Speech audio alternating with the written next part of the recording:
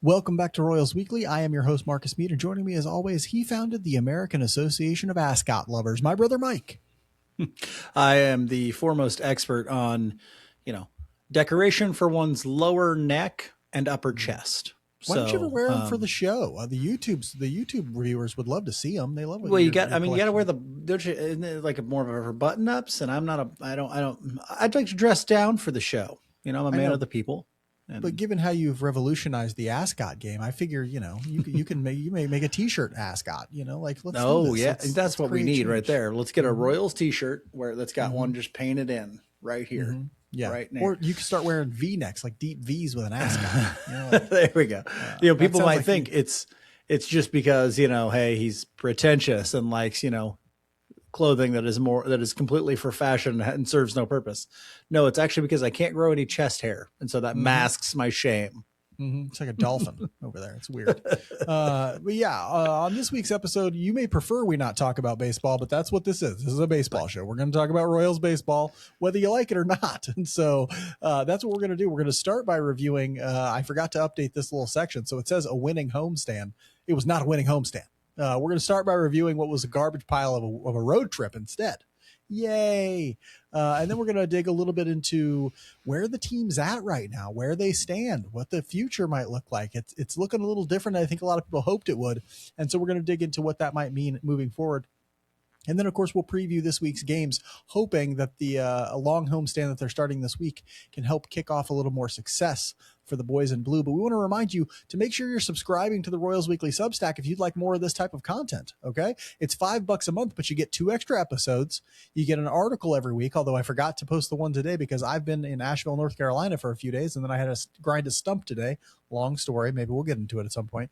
But that $5 a month gets you a ton of extra content. Mike does a solo episode on Fridays. They're quite good.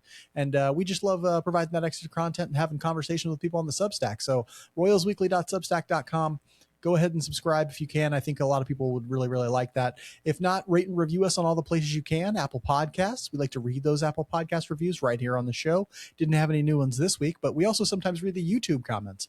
If you'd like to comment under YouTube and tell us what you think about the show, we'd love to hear it. We like to share all your thoughts with the rest of the listeners and that sort of thing. So make sure you're doing that.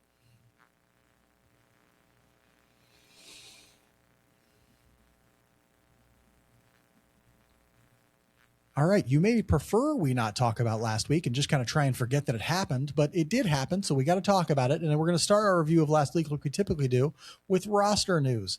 The Royals had to put one of their, I guess we're going to call them one of their best relievers because it's probably true, but it's hard to sort of mix up and really differentiate. They've put Matt Strahm on the 15-day injured list with right knee inflammation. They also brought Bailey Falter back to the roster. They reinstated him from the IL. Like, what are your thoughts about seeing what was ostensibly the Royals' 8th inning guy go on the IL? Well, my thought is if it gets him to be more effective than what he was, if this is an issue that was causing him not to be all that effective because he was not all that effective, then good. Let him get back to where he needs to be.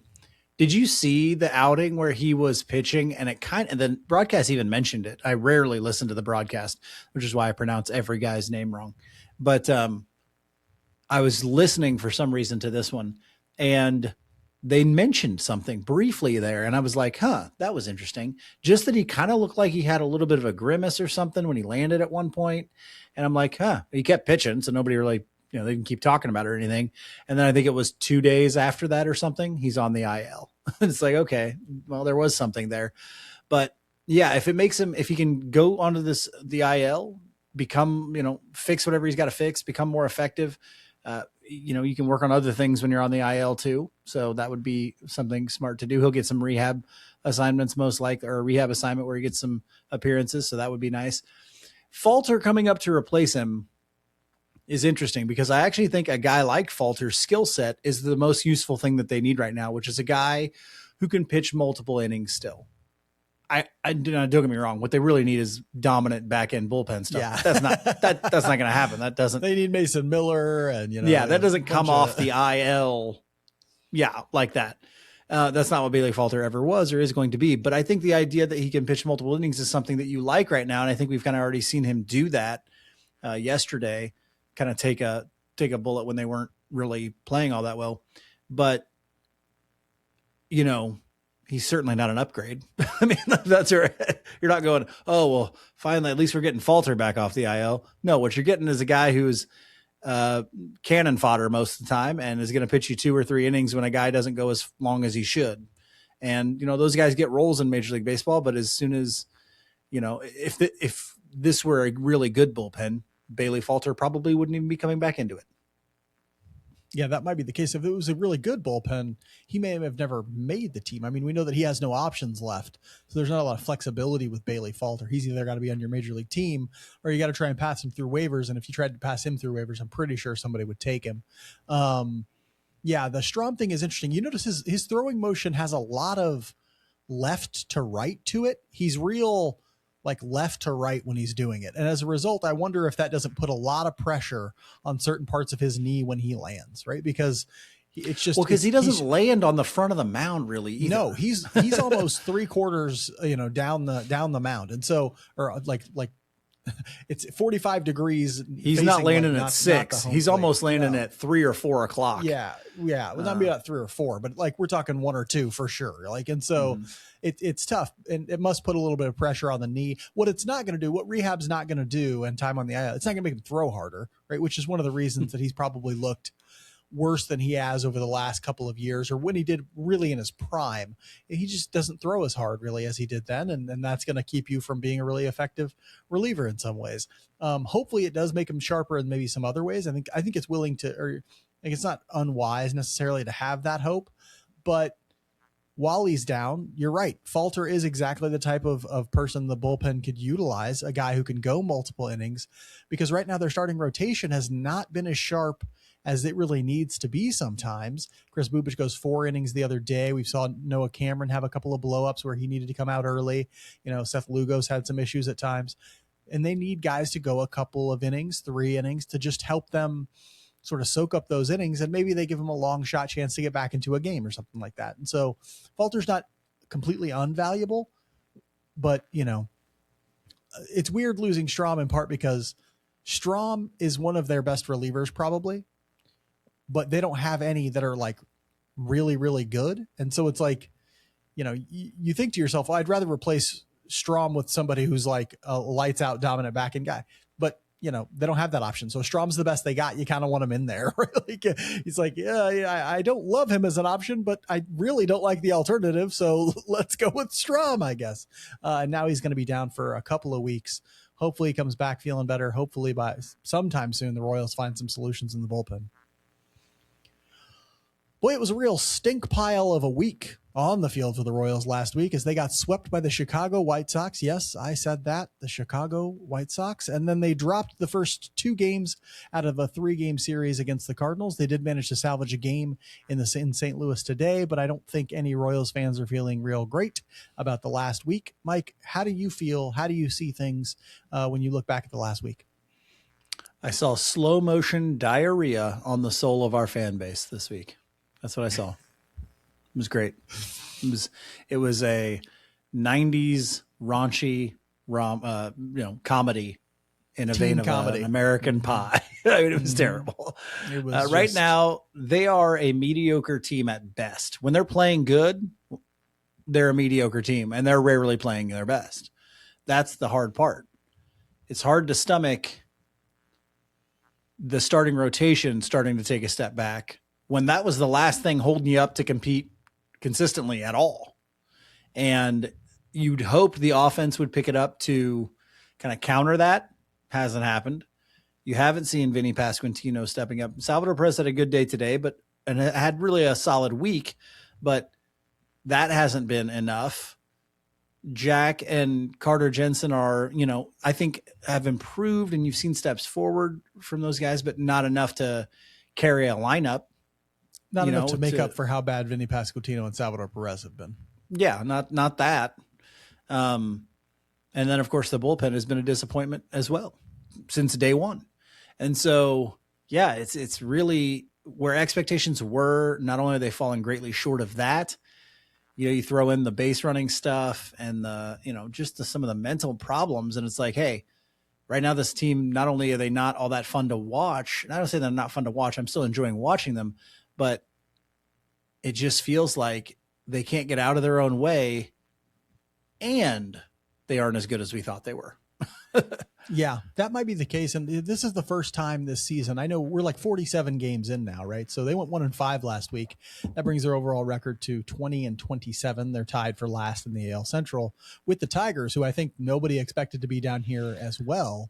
For the first time this week or this season, I started to think maybe this team just isn't very good. And I think we could write it off early in the season as like, oh, well, these are just like some early season doldrums. The Royals often start slow and that sort of thing. And we made excuses. Small sample. We said, hey, they played in the World Baseball Classic. A lot of them, Estevez will get the velocity back. We tried to make excuses for guys like, hey, this is when this thing breaks right and this breaks right and this breaks right.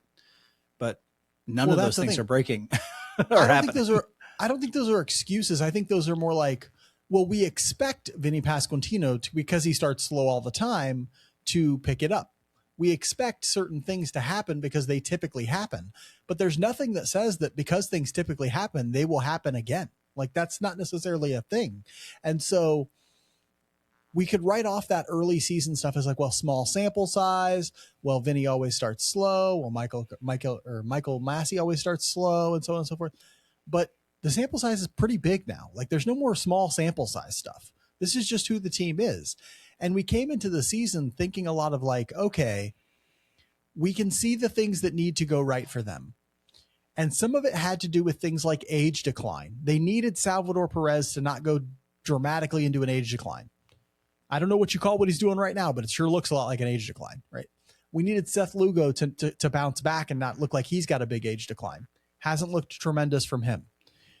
There are all these. We needed Chris Bubich to bounce back, and those, him and Waka and Lugo to be the cornerstone of the rotation. Not all of that has really happened, and so we needed Noah Cameron to have all these things that sort of needed to go right have gone wrong, and we needed Cole Reagan to stay healthy. Yeah. And a lot of the things that we also thought might not go right didn't go right. Right. And so it's been tough, but we also have to now confront that this may just be who they are this year, right? Like they may have to be like, hey, Vinny Pasquantino is not going to be extensively better than he has been so far. And we need to start looking around for solutions at first base. Hey, Salvador Perez only has 1 year left on his contract, but he's pretty much cooked at some point. They may make that decision. I'm not saying he is. Don't jump down my throats. But father time comes for everybody, okay? And right now he's got like a 70 weighted runs created plus. That's just not going to fly. They can't. Their formula for success was those two hitting in the middle of the lineup. If they're not, they have no formula for success.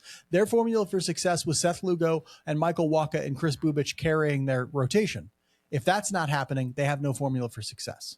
And so far, those things really aren't happening. Mike, despite the fact that the Royals were, let's say, a raunchy case of mud butt, what do you? I'm sure you found some strong performers to talk about. What are you thinking for who played well last week? Yeah, there were a couple guys you could have gone with here, but I was like, you know what? I want to talk about the guy who has the third highest OPS on the year and has been the only guy consistently. Which is saying something for him. But also offensively something for the rest of the team as well. That is not it is good. An indictment on the rest of the lineup. But Kyle Isbell, contract year, I think, right? No, I think he has one more year. Does he have one more year? Before he's a free agent. Okay. Well, you deserve some flowers, Kyle Isbell, because 6 for 20 in this last week, 2 doubles, a triple, 1 walk, 5 Ks. And then this isn't his best week or anything like that. But I was like, you know what? It's about time we started saying Kyle Isbell has been the most consistent offensive performer on this team or close to it this year. And that means something. And so I'm giving it up for Kyle Isbell. We know we get the defense from him, but at the bottom of the lineup, he's done more than enough. Where the hell are the rest of you at? Yes, he has definitely done more than enough down there. And you can see the intentional adjustments that he's made. You can see he's got even though he's he swings too often and probably doesn't walk enough and so on and so forth. you can tell he's got a plan. Like he has an intentional thing he's doing. When he gets to 2 strikes, he's looking to go the other way. When he's facing certain type of pitchers, he's looking to go the other way. When they're throwing him in with breaking balls, he's hoping to really get a charge into one and maybe get it out or get a double down the line or something. It's a very clear plan from him, and it's working very, very well. And I love to see it, but you hate to see the third highest OPS on your team come from your 9-hitter. Like, you hate that from a guy with probably an maybe 75, 80 career weighted runs created plus. Like, not good. Like, his is really better this year, which is great. I love that he's having success. Good for him. But man, it's tough when your 9-hitter has a higher OPS than your 3 and 4-hitter. My strong performer for this week, I think, was maybe a weak performer for us last week. I didn't go back and check. He's recently jumped off the struggle bus this last week. Carter Jensen, he went 6 for 16 with 2 doubles, 1 RBI, 2 walks, and 4 strikeouts. Looked a lot better. I don't think it's a coincidence that Salvador Perez started catching again this last week and Carter Jensen starts looking better at the plate.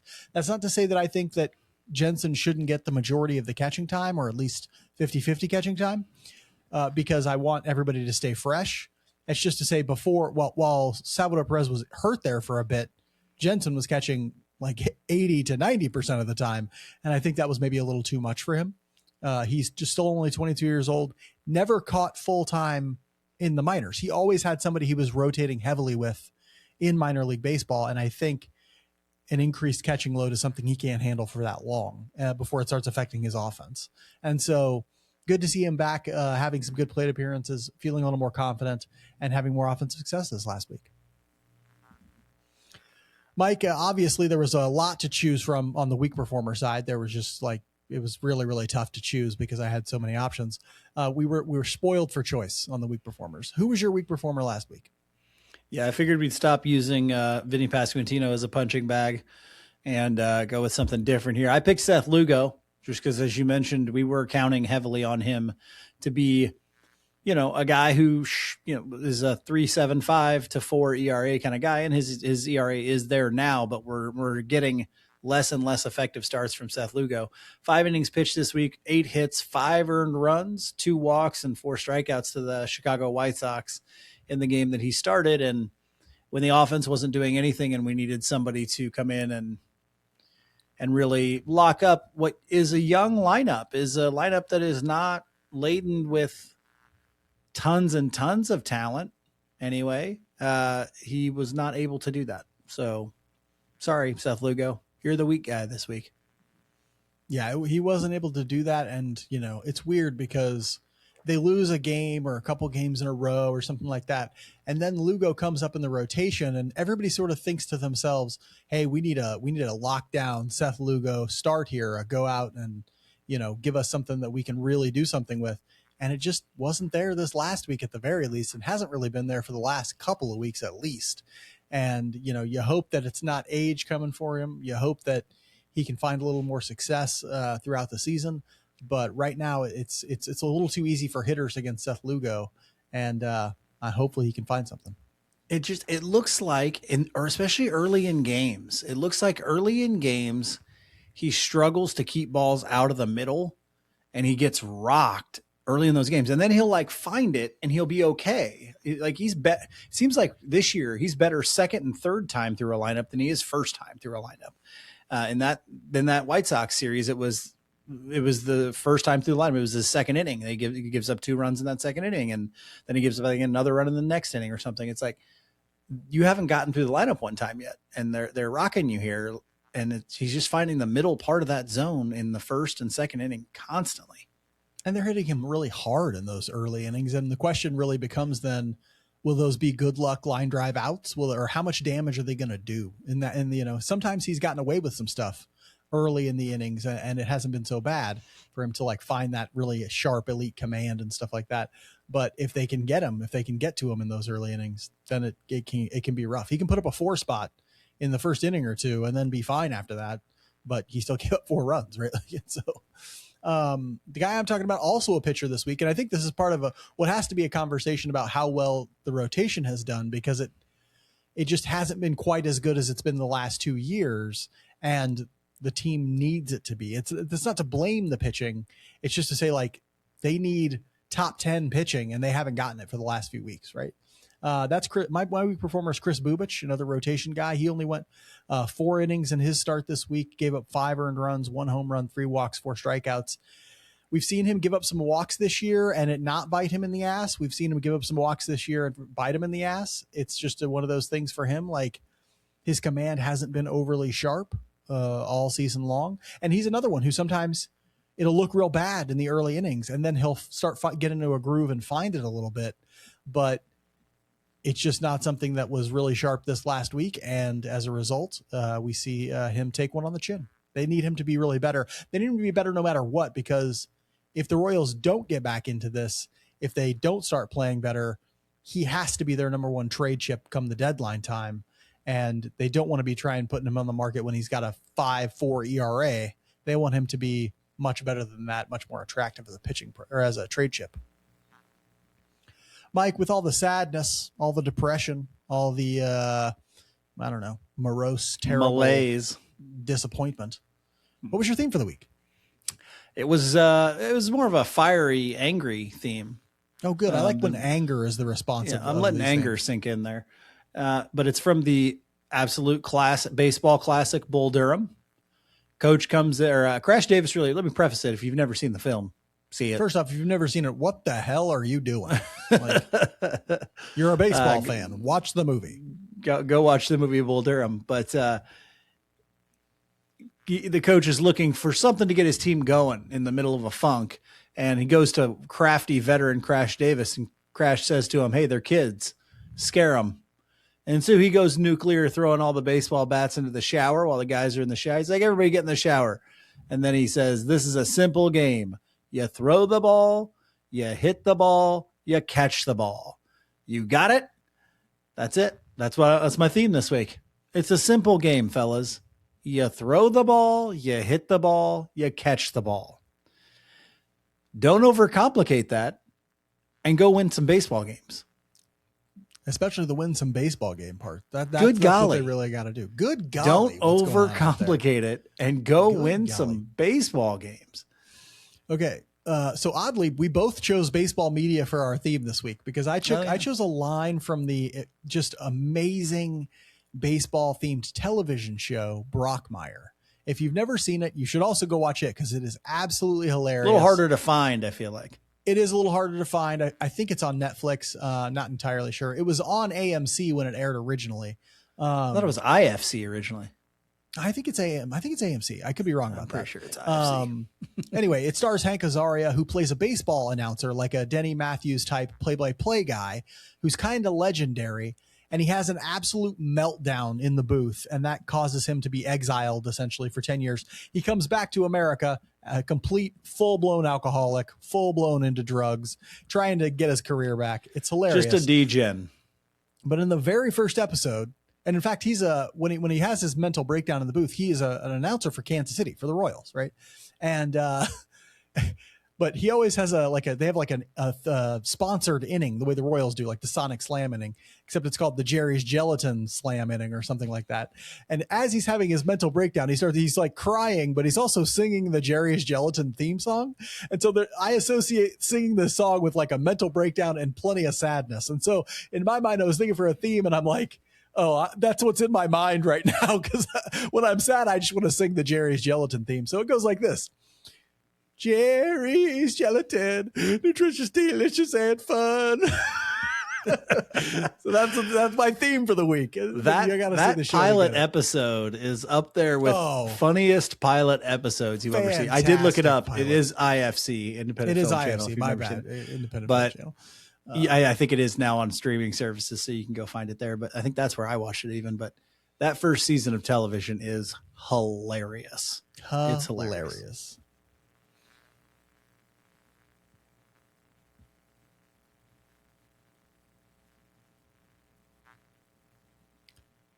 Royals Weekly is brought to you by All in Physical Therapy, who don't just offer the best in physical therapy in the Kansas City Metro. They also offer the best in summer speed and conditioning programs for youth athletes who want to make big gains this summer. I tried the Twinkies and Yoo-Hoo summer workout program. Didn't work nearly as well. If your child is interested in getting the most out of their athleticism, check out videos of All In's summer speed and conditioning programs on their Instagram feed. And of course, All In always offers the best in physical therapy for post-surgery or athletic injury patients. They offer a personalized one-on-one experience to meet your specific therapy goals. It's got to be one-on-one. My size rhomboid requires that kind of attention. It's a seized rhomboid, Mike. You have a seized I don't even know rhomboid. That's actually a really nobody's going to get the reference. No one's going to get.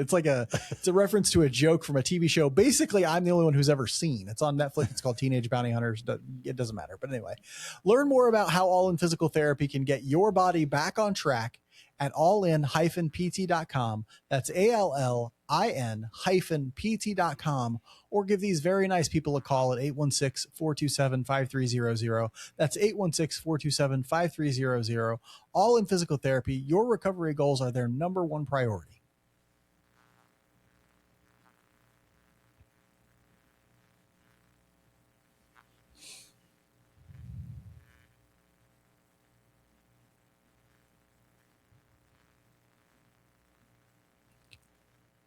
Put on the Smiths, draw the curtains, and put on your crying sweatpants because it's about to get depressing in here.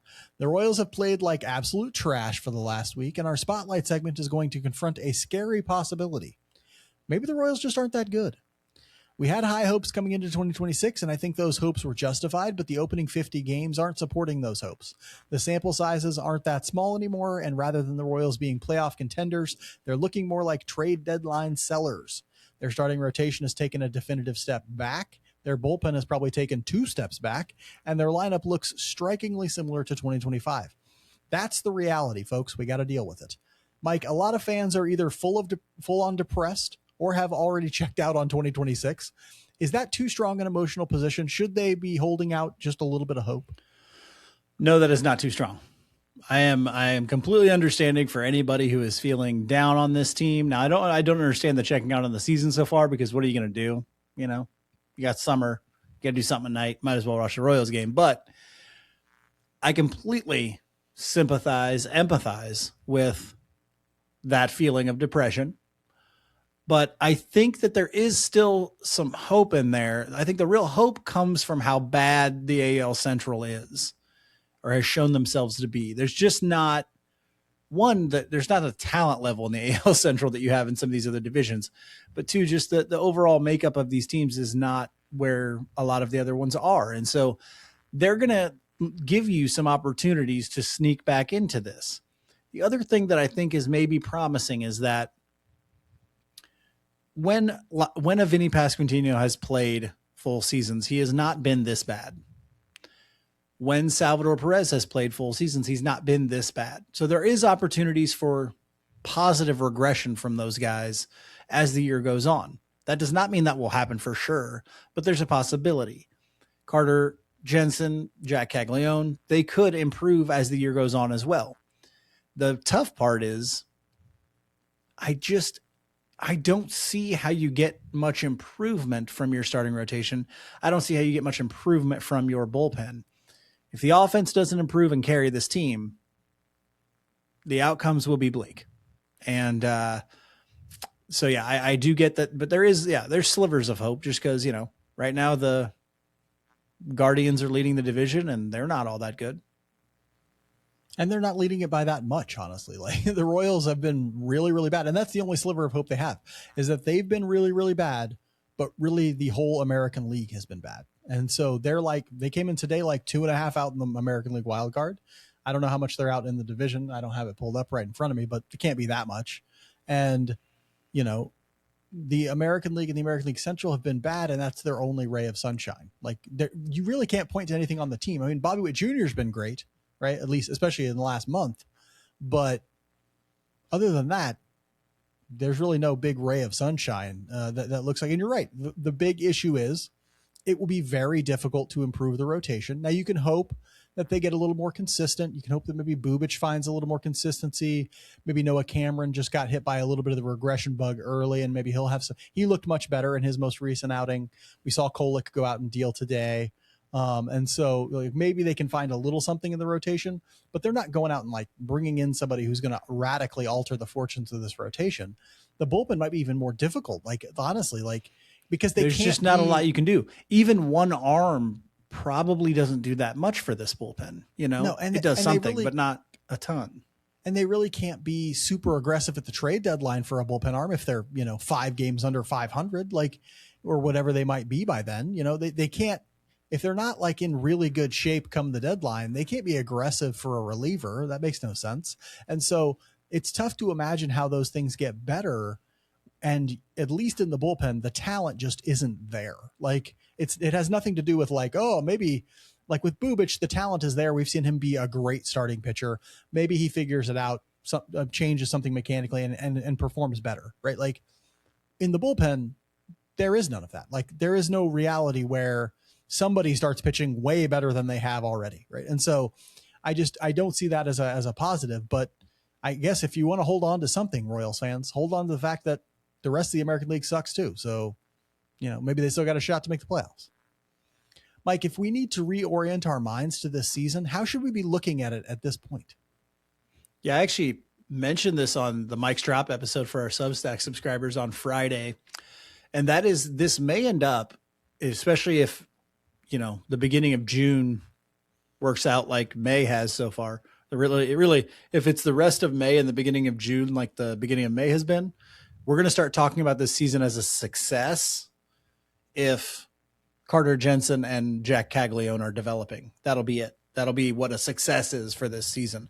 We'll start looking at like we used to. I mean, like we used to in 12 and 11, 12, 13. Those years we were like, hey, if the young guys develop, it's a positive year. If those guys develop, and I think we'll be talking a lot more about minor league guys as well, and who do they get back in trades, and do we see, Maikel Garcia be a little bit more consistent? Do we see some things from guys that are going to be here? Isaac Collins, I think there's still room for him to improve throughout this year. That's how we'll be talking about a success for this year if this team can't continue to win or start to win more baseball games. And yeah, that's fun to do. It's fun to hopefully do that. But if those guys aren't developing too, then you're talking real problems. You're talking, do we start replacing managers, front office people, those types of things? Yeah, honestly, I'm looking at it like, well, hopefully Bobby has a shot at the MVP. He's leading Major League Baseball in WAR right now, or was coming into today at the very least. But the problem is with that would be cool. But the problem is with that, it's really hard for guys on losing teams to win MVPs, right? Like they have to sort of outperform everyone by even more, right? And there are guys like Aaron Judge and others who are going to put up huge offensive seasons. And a lot of Bobby's value comes defensively and things like that. So that'll be fun to watch, and no matter what. Like other than that, though, yeah, my mind is kind of shifting to seeing this team as a rebuilding team, right? As a team where it's like, I got to pay attention to the young guys. I got to look at minor league stuff. I got to, I'm hoping that they do things like play more conservatively at the deadline or think about being sellers, even if, they're nominally only like, 5 games out of the AL Central. If they look like, hey, this is not a team that's actually going to do anything come playoff time or down the stretch or anything, then, right now they're just showing us that they might be a team that even if they got to the playoffs would just get smoked, absolutely smoked by whoever they played. And so I'm not holding out a ton of hope there. If you want to shift your mindset to a rebuilding team, I don't think this is the worst team to look at as a rebuilding team. They're doing some great things in the minor leagues. We've seen the success of pitchers like Justin Lampkin. We've seen David Shields, Kendry Chirio. They're all having excellent seasons. We've seen some offensive success from guys like Carson Roccaforte, from guys like, I would say maybe Hammond. Blake Mitchell's having a little success. Josh Hammond is having good success. And so seen some positive things down in the minor league, seen some positive things from some guys, but it's not really playing out as much at the major league level for maybe a few different reasons. Mike, if the team plays the same way for the next 2 months that they have up to this point, which I hesitate to call like atrocious and is just a step above atrocious, as like aggressively mediocre is maybe how I would describe there what we they've go. been. Aggressively mediocre. If they continue to play aggressively mediocre for the next 2 years or next 2 months, how do you want them to approach the trade deadline? Well, if they do that, I think they have to be sellers. Like you really can't, because of what you just mentioned, there is no way you go into a playoff series with the team you currently have and compete. There is no way you go into a playoff series adding one guy or two guys. Like, let's say you went out there and said, okay, we're getting a middle of the order bat. One, it's going to cost you a ton, right? Two, that by itself is not enough. Okay, we're going to go get a middle of the order bat and we're going to get a back end bullpen guy. Not enough, because one bullpen guy at the back of your bullpen does not fix this bullpen. One middle of the order bat in the middle of your lineup probably doesn't fix the lineup. Okay. And so you're talking about tons of capital investment to get those two things, and you're still going to get bounced in that first round of the playoffs. So it's, and that doesn't make me say like, oh, this is a team that is greatly lacking, but it's lacking enough that those two things, they aren't one guy away, at least not in the form of what we've seen now. And if this continues for 2 more months, they're not one guy away. And so that's going to be, for me, the situation where you're looking for best value you can get for expiring assets, you know. And honestly, if Kyle Isbell keeps hitting, throw his name in there. Chris Bubich, throw his name in there. You know, you tell me Kyle Isbell with a 750 OPS that plays the center field that he does couldn't be an asset with a year and a half of control left for a playoff team? No, he definitely could. And so, yeah, that's, you know, Lane, you know, obviously the Lane Thomases and the Sterling Martes and all those guys got to be looked at to be moved. And I think even a Seth Lugo, if you can get somebody, I mean, that's going to be a tough sell to get somebody to take on that money at his age and the numbers he's putting up right now. But Lucas Erceg, Daniel Lynch, all those guys are on the block. There's 4 guys that aren't on the block. 2 just because they're rookies, and Jensen and Caglione, and then Michael and Bobby. That is it. Everybody else you explore. Right. I'm guessing Salvador Perez also not on the block just because nobody just would take team legacy type stuff. Team legacy and stuff like that. You're right. If they play like this for 2 months, it's got to be sell. And here's the interesting thing. We haven't seen them actually aggressively sell at the deadline last year or the year before that, right? Like the year before that, they were clearly in contention. Last year, they could at least convince themselves they were in contention. If they play like this for the next 2 months, no person on earth could convince themselves they were in contention, right? Like even if they're not that many games back, technically, look at the team that you have. They are not very good. And so why would you, I know they don't want to keep wasting Bobby Witt Jr. years. I mean, if they don't want to keep wasting Bobby Witt Jr. years, do more shit in the off season to address these teams. Like it's wild because they've now wasted last year and it looks like they're trying to waste this year of Bobby Witt Jr.'s prime. And it's like, hey, you only have anyone to blame but yourself. That you are the only like JJ Piccolo, John Sherman. They're the only 2 people who can blame for the fact that they haven't done enough to make these teams competitive. Like we wanted them to add more bat. I like the addition of Isaac Collins. We said that they probably needed another bat on top of that. That only became true because Vinny Pasquantino and Salvador Perez had fallen off a cliff. But you should have at least sort of expected your 36-year-old catcher to fall off a cliff at some point. Like that's going to happen. He's 36 years old. Let's say this too. You can't bank on a Vinny Pasquantino whose entire career could be summed up in 1 year of above average success and other years where he's been hurt. Like that's what you were banking on. And we do it all the time as Royals fans. We go, well, he was good for a year, so he's going to be great this year. Or, well, if he takes a step forward, and then we tell ourselves he's going to take a step forward. Those things, you know, we play in the 90th percentile outcomes all the time, and we just can't do that.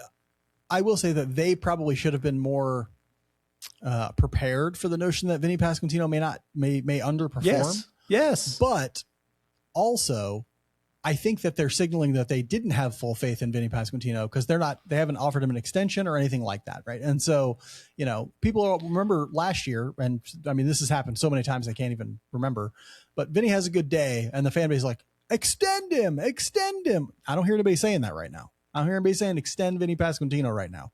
And so it's like good, right? Like, because that makes no sense. And so they're going to have to be open to finding a solution at first base if he doesn't play better than he has. Right? That's just a reality. Mike, why is this team as mediocre as they are? We mentioned they're aggressively mediocre. Why is that the case? Should we have seen this mediocrity coming? Well, I kind of just prefaced it right there. And I do remember saying this during the offseason, like it did feel like as we were getting through the off season and, you and I are talking and reading things from other Royals content creators and watching stuff and saying, hey, it feels like we're trying to talk ourselves into this team being good a little too much. Remember, like, especially with the offensive improvement, they really didn't upgrade the offense outside of Isaac Collins, right? And that they were still counting on, the ageless wonder Salvador Perez and 1 year of Vinny Pasquantino to carry this offense and just be better, just magically be better. And that 2 rookies were going to help, really, really help with that. It's like, wait a second. One of those rookies couldn't even keep up here last year. He was so bad. The other one had 60 plate appearances. Like, what are we? A lot of our thoughts on this offense were a hope and a prayer. And that's not how you really build teams that are going to be successful. Now, I know it's like, hey, we don't need the offense to be that much better if the starting rotation is that much better. But again, you're counting on a couple of guys who have a huge track records of injury and a couple of guys that are in their mid-30s. That's a lot to count on. That's a lot of praying that bad things don't happen. And so, I do think we should have seen it coming a little bit more, especially with the track record of being Royals fans. We ought to be expecting these things at this point. I disagree. I do not think Royals fans should just expect bad outcomes to happen. Be cynical with me. That's ridiculous, right? Like, good outcomes have just as much. I mean, they went to the playoffs 2 years ago because a lot of things went the right way, right? Like, a lot of things went the right way. They didn't go last year because, quite a few didn't, but they still had a winning record, right? This year, all of those things have gone the wrong way. Like, all of them. Like, they needed Cole Reagans to stay healthy. He was hurt. They needed Chris Bubich to bounce back. He hasn't really bounced back. He's been pretty bad. They needed Seth Lugo to be nails again. He hasn't been nails. He's been sort of inconsistent. They needed Noah Cameron to not regress too much. He's regressed a ton. Like, they just needed a bunch of stuff to go their way. And yes, I actually do think that the offense has taken a slight step forward just because here's what we didn't expect. We didn't expect MJ Melendez and who was that right field? I'm forgetting his Hunter Renfroe. We didn't expect the MJ Melendez and Hunter Renfroe of 2026 to be Vinny Pasquantino and Salvador Perez, right? Like, that wasn't on anyone's radar, right? But they haven't been as bad as those two were, right? And Jack Caglione and Carter Jensen and Isaac Collins are giving them at least league average to above league average production, right? And so the offense in my mind has been a little bit better. They've still been atrocious with runners in scoring position, and that's what's actually causing a lot of their lack of run production. But the offense has probably taken a small step forward. It's the fact that the pitching has been worse that's really killing them, right? Like, especially in the bullpen. The bullpen's been trash, and that's what's really hurting them. If anything, if you're saying like, hey, we counted on too many positive outcomes, we did that in the bullpen, right? Like, we counted on Luke Skosursic bouncing back with his strikeout rate. Hasn't happened. We counted on Steven Cruz bouncing back with his strikeout rate. Hasn't happened. We counted on Matt Strahm being an actual good addition. Hasn't happened. We counted on John Schreiber doing anything. Hasn't happened. We all these things that we needed to happen in the bullpen have not happened, and they have blown a huge number of leads, right? Like, and you combine that with the starting rotation looking a little less secure, with the offense not taking an enormous step forward. And that's where you end up missing on, like, hey, this group has just not been very good so far. Where do you think their team weighted runs created plus is for offense? 23rd. Close, 20th, 95. Okay. Last year, where do you think it was at this time? Where was it? Oh, at this time, I have no idea. I guarantee it was 28, 29, 30. Let's look at what it was overall at the end of the season. Sorry, you're going to hear some dead air here while Mike looks. Yeah, just because I'm looking up something. I got to look this up too, because I am pretty. They were about where they are now overall last year. They were 22nd in baseball, okay. 93 weighted runs created plus last year. So right now, this offense is slightly better than what it was last year. And know that it was worse when the season started, because they were absolutely garbage until, what's today's date, Mike? The 17th of May? Yeah. At this point last year, and I'm talking in terms of date, they were 27th in weighted runs created plus at 79. The offense has definitely taken a step forward.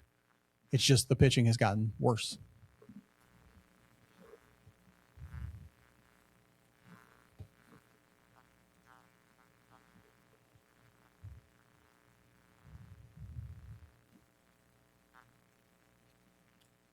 Royals Weekly is brought to you by Eric Oxford of West USA Realty. Word spreading about the hottest realtor in the Phoenix area. This kid's got the know-how. He's got the drive. He's got the thoughtful care to help you secure your dream retirement home. And let's face it, Phoenix is a dream. Sun, golf, baseball.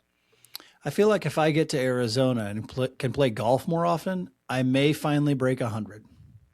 Fingers crossed. Mm-hmm.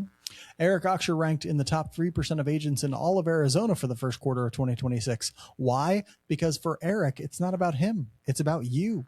He's going to spend day and night grinding to find you the house of your dreams and get the best price for it. You want a house with gumball trees like in Willy Wonka? Okay, he probably can't find it, but that's because it's not real. But he can get you the real stuff. All the real stuff. Find Eric Oxford of West USA Realty online at ericoxford.com. That's ERICKAUXIER.com. Or just give him a call or shoot him a text at 480-383-9745. That's 480-383-9745. Be wise. If you're ready to make the move, let Eric make the experience all about you.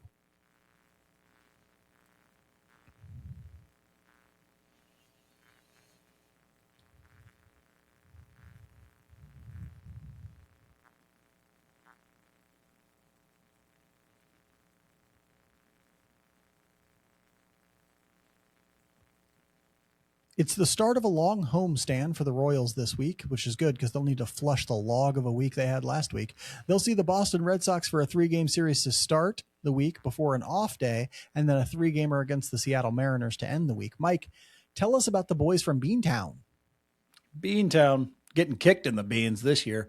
The Boston Red Sox are 19-27. Which is good enough for last. That is actually worse than the Royals. They are worse than the Kansas City Royals so far. Well, half a game worse than the Royals. Take that, Boston. In game 1, we're going to see Seth Lugo go against Sonny Gray, the 36-year-old righty out of Vanderbilt. He's got a 3.18 ERA and a 1.15 WHIP. Boy, that guy just never is bad. You know, he's always solid. Keeps on chugging. He's always a good pitcher. Still has the cutter, a big, good curveball, a sinker, a four-seam fastball at just 91 and 92 on the four-seamer nowadays. But sweeper and a changeup. His expected ERA is 5.14, so might be some chances there. Low walk rate at 5.8 and low strikeout at 15.1%. He's not the strikeout guy he used to be, but Sonny Gray having another good year there for the Red Sox, despite the team performing or underperforming. Game 2 will give us another chance to look at Chris Bubich versus Ranger Suarez, a 30-year-old left-hander out of Venezuela with a 2.44 ERA and just a .95 WHIP, so real good on the WHIP side. He starts with a sinker at 90 to 91, a cutter, a changeup, a four-seam fastball, a curveball, and a slider. Mixes a ton of pitches, except for the slider. He throws everything more than 14% of the time and nothing else, or none of those pitches over 30% of the time. He does give a lot of pulled balls in the air, pretty high air pull rate. And so perhaps we can yank some out of Kaufman this early in this week. That'd be great. Game 3, we'll see Michael Walker versus Connolly Early. Early? It's got to be early. 24-year-old lefty out of the University of Virginia, Marc's old stomping grounds. 3.21 ERA and a 1.20 WHIP. He's got a four-seam fastball at 93 to 94, a changeup, a sinker, a curveball, a slider, and a sweeper. Righties are having a higher average against. Lefties have a higher slugging against. So I guess we'll just see on that one. Don't know a whole lot about Connor Early, but or Connolly Early. Too many L's in that name. His parents didn't think too much on the name, I don't think. Like, that's going to be a tough one to say. Why are you going with that? Like, lots of great options when your last name is Early, like, Bob, Leaving. Yeah, leaving. That was right there on the table. Early's parents. After that, the Mariners are going to come Swirly. to town. His name could have been Swirly Early. Oh, that would have been cool. That would have been cool. Missed it. That would have been missed cool. You out. had a chance and you whiffed. Mr. and Mrs. Early. You got to redo it. Yeah, change it now. Well, now Connolly can name his kid Swirly. You're welcome, Connolly. You're welcome, Conley. Don't do that to your child. We'll wait for the check in the mail. After that, Mariners are coming to town. They're 22-25, which is good for third in the AL West. Offense is real good. They have a 106 weighted runs created plus, which is seventh in Major League Baseball. They're getting great seasons from Luke Raley, who's got a 158 weighted runs created plus, from Randy Arozarena, who's got a 148, and then from Brendan Donovan, who's got a 146 in the weighted runs created plus department. A lot of depth in this offense. Julio Rodriguez having a good year. Other guys doing quite well. Josh Naylor's in that offense, I believe. He moves so much I forget what team he's with all the time, but I think he's with the Mariners. Yeah, that's just a quality offensive unit. On the pitching side, they're also very good, 3.66 ERA. You would think they'd have a better record. They're pitching and they're hitting quite well. And not get swept by the Royals. Right, yeah. And so 3.66 ERA for their pitching staff, seventh in Major League Baseball, led by that just flotilla of young, good starters. George Kirby's got a 2.84 ERA. Emerson Hancock's got a 3.02. Brian Woo's got a 3.91. They're real strong in the bullpen as well. And so tough matchup to end the week for the Royals this week. Let's hope they're playing better by then.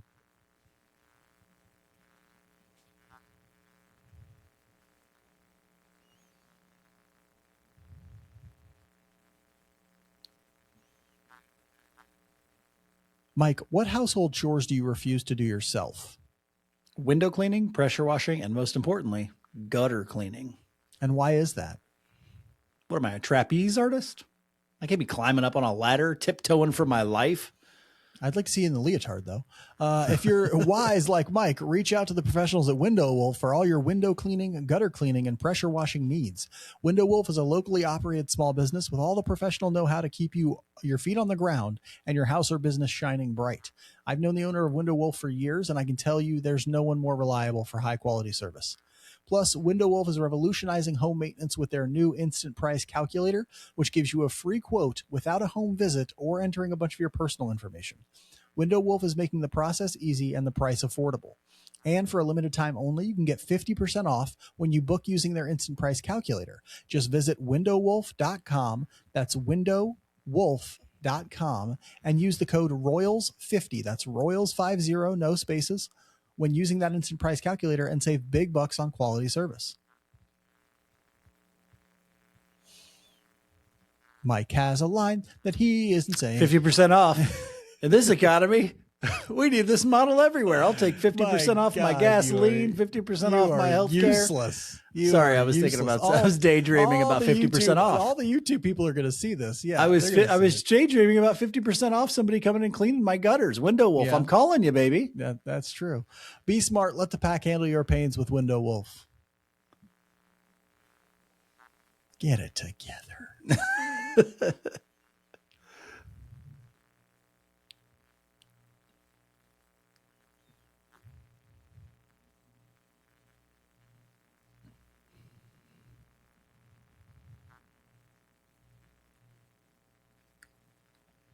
We'll end this week's episode like we end every episode with the Just a Bit Outside segment, where we talk about something that's interesting to us outside the world of baseball. Mike, I hope you've had a lot of fun this last week. I've been all over the goddamn place. What are you been up to? I've been up to a lot as well. We're wrapping up the school year, and so there's 800 billion things to do. But I did want to talk about one of the things that we did that was interesting, or that is interesting. So sometimes, as an educator, a molder of young minds, there will be things that are maybe good for students that I don't necessarily like doing. Okay. So to get like my vibe in a classroom, I love history. I absolutely love history. I love talking about history. I love reading about history and watching stuff about history. I absolutely love it. And so things that take me out of my classroom and force me to do other things, I'm never a big fan of. And I was trained as a high school teacher and got my start in high schools. And so now I teach in a middle school, and sometimes the things that are more middle school or elementary school just really don't make me feel good. I don't like doing them. It makes me feel uncomfortable, that sort of stuff. But I want to talk about something that is very good that happened at our school. That's very good for kids. And I applaud the guy who did it. He's a colleague of mine. He also teaches 8th grade history with me. And he basically came up with this idea, or something that he'd done in the past, and brought it to our school, of like a field day for 8th graders to celebrate them being done with their middle school experience, because they'll all be going into high school. And the district I teach in, my school gets split pretty heavily to other high schools. So these kids aren't actually all going to high school together. And I thought about it the other day, and it's really fun to watch them do these things. They do these different, like, it's a competition overall between all the like kids in 8th grade. We have almost 340 8th graders. They get in teams of 6. They go through all these different competition stations, and they're all like silly games. You might think of like minute to win it games, kind of, but a little bigger. So I'm running this one of the stations is this massive inflatable obstacle course, right? We got to put it out on the track. It's huge. So I'm running this thing, and I get to watch these kids do this, and I get to watch them. One of the guys who's also a fantastic teacher that I work with, he does like a video of the whole day. It takes all day to do this. He does a video, he cuts it up in like 30 minutes and plays it for the kids that day. And I'm watching this because I don't get to see what goes on other than at my station. I'm watching it and going, these are the same kids that I watch, on their phones when they're not supposed to be. And they want to be older, they want to act older than what they are.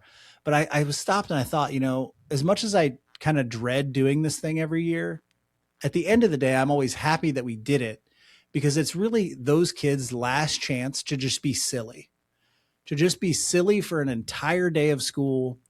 And they do bond with each other a lot in that time and gain, and they really are positive towards each other most of the time, like very encouraging and helping out kids. And even though it's a competition, like, hey, everybody helping everybody and cheering everybody on, because I think they kind of know it's their last chance to be silly too, because they're not going to get these opportunities in high school necessarily. And so it was nice to see that guy and the people who do this. There's a small team of people who kind of put it together. They put so much work into it, and it does something really positive for those kids in the next to last week of school. So shout out to him and that team that put that together, because even for curmudgeons like me who just want to be in their classroom and talking about history, I see the value in letting a kid be a kid and be silly. And they're not even allowed to have their phones on them because they could get wet or break or whatever. So they go a whole day without a cell phone, and it's really great. That sounds great and sounds really valuable. I mean, I know kids like would never listen to anything that I would have to say, and why would they? But like, if I could grab them all by the face, I would just say, stop wanting to grow up so fast. Stop wanting to be older. Look at this. This isn't this. It's way more fun to be whatever you are. Like, go run on the obstacle course. Go do these things. Like, that's way more fun than the stuff that I have to do. Mike and I were doing some stump grinding today with our older brother, Bob. And we saw a kid riding a bike down Mike's street, and he was like going no hands. It was very impressive, actually. And it was like, and Bob just points at it and goes, "Glory days." And I'm like, yes, I wish people understood that when they're that age that like, this is probably as good as it gets, guys. Like, you have no responsibilities. You get to have fun whenever you want. Like that's golden, right? Hold on to that as long as you can. But yeah, that's wonderful that they do that. We should introduce it at higher levels. Honestly, we should do it in high school and in college. Like, and they do stuff at high schools, especially when you're a senior, but like project graduation and things like that. But nothing as silly as something like this. Let's get silly, people. It's good for us. I'm here to talk about something. So I did a whole bunch of stuff this week, but it came out of a conversation I was having with Bob today as we were driving from place to place with a stump grinder to grind stumps.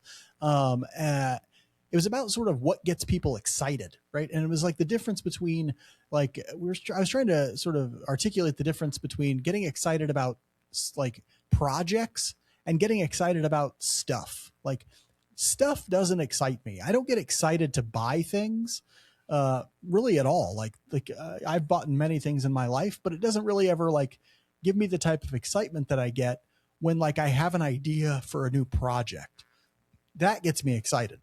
Or when I went to Asheville to work on a what's called a call for proposal. It's basically the early stages of a book project with a friend of mine. That got me excited. Like, doing things like that gets me excited, and it's all free, right? Like, having ideas and doing projects, a lot of times it's just free. Like, but it can get you excited and give you the type of feeling that some people associate with like buying things, right? Like, and I guess I'm just here to say, like, not a critique or anything, but like, I don't understand people who get excited to buy things. Like, I get excited for like ideas that I have. So I'm not saying like, don't be that type of person. If you like to buy stuff, it's your money, do whatever the hell you want with it. But if you are a person who just likes to buy things and get great joy and pleasure out of buying things, can you explain to me why? Like in the comments or something, just like leave a thing that explains to me why you get excited to buy things. Like I can tell you why I get excited to make projects of some sort, because I have this like ability to imagine a future where that project comes to fruition and is as cool as I wanted it to be, whether that's editing a video package, whether that's writing something, whether that's doing these episodes. Like I get excited about the notion that this thing that I make could be really cool. Right. Like, but when I buy something, it's just a thing that I have. Sometimes it's a thing I have fun with. There's a keyboard directly to my left that I play all the time, and that's a lot of fun, but it's not the same as like getting truly excited about something. I enjoy it, but it's not the same thing. You see what I'm saying? And so like, if you are one of those people who gets this great joy out of buying stuff, could you just explain it to me? But I want to consider that maybe you get excited about projects that exist in your life, and don't let somebody tell you, oh, you can't do that. You can do whatever the hell you want, right? Like even if you suck at it, you can do whatever the hell you want. And so, think about a book you could write. Think about a business you could launch. Think about a podcast or videos or whatever the hell gets you interested. Putting chairs together, whatever. All these things can be fun for people, and they'll probably be a lot less expensive than buying stuff. So, what if you don't get joy out of projects or buying stuff? Just asking for a friend. Just asking for a friend. Well, you better find what you do get joy out of, because this is why it used to be the Royals. Well, that's one of the things we were talking about, is that like in adulthood, it gets a lot harder to find those things that bring you joy. When you're a kid, you can get joy out of just running around in the grass. Like your son came out and hung out with us. He was like fascinated by the stump grinder and had a little walkie-talkie that he seems obsessed with. A walkie-talkie gives you great joy when you're 4 or 5 years old, right? Like all the way probably up to age 10 to 12, right? Like when you're an adult, it's a lot hard. The world is not as fascinating just generally, right? Like, and so you got to find that thing that actually gives you joy, because, if you don't, you're just living a life that's like, get up, go to work, come home, hang out, go back, go to work, boring, right? Like these are also the people who struggle with retirement, by the way.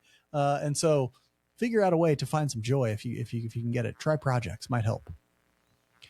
That's all we have for you this week. We'll be back again next week with another episode. But if you want to hear us before then, Royals Weekly Substack, royalsweekly.substack.com. We'll come out with a midweek episode this week. I'll do an article next week. I skipped one this week, so maybe I'll write you another one here sometime soon. But we'll see you next week. Until then, be good to each other. And go Royals.